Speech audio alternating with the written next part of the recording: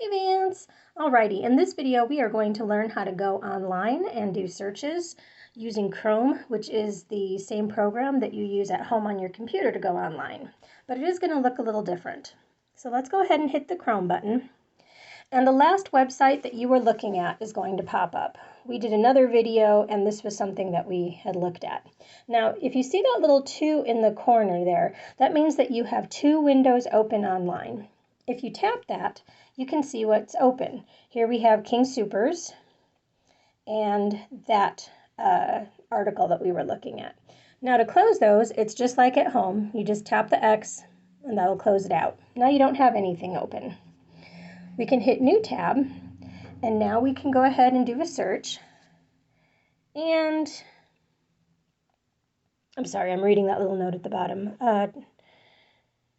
Okay, we don't want to discover that. Just ignore it. Eventually it'll go away. Okay, so let's say we're at Lowe's, we're shopping, and we found something we like, but Lowe's has a price match guarantee, so we are going to look and see if anybody else has it cheaper.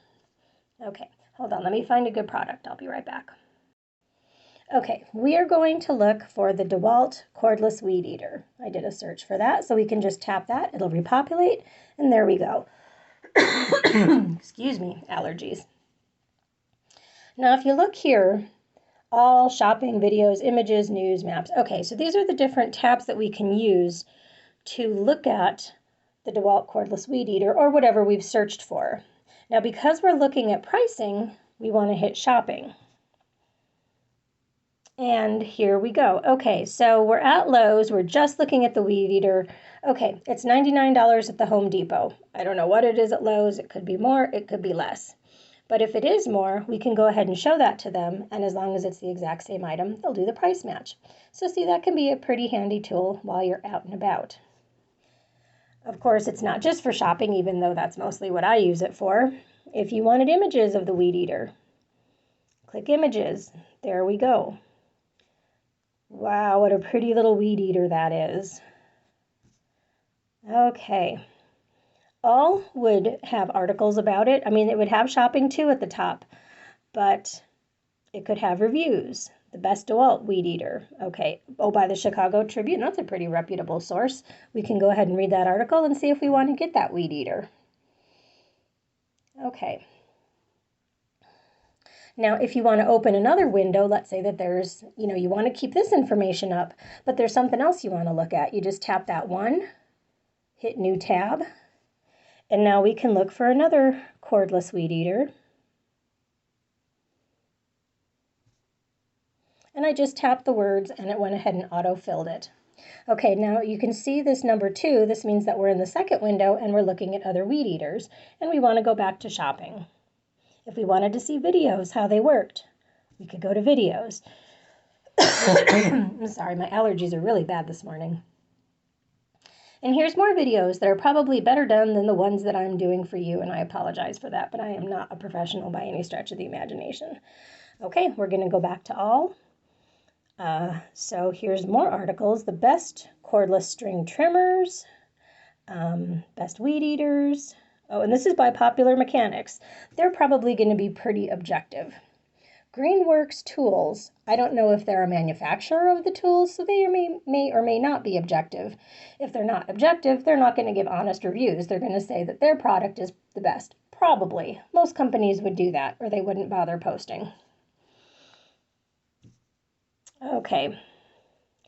And that is how we do that. Now, we can hit the 2 again. We want to do a new tab.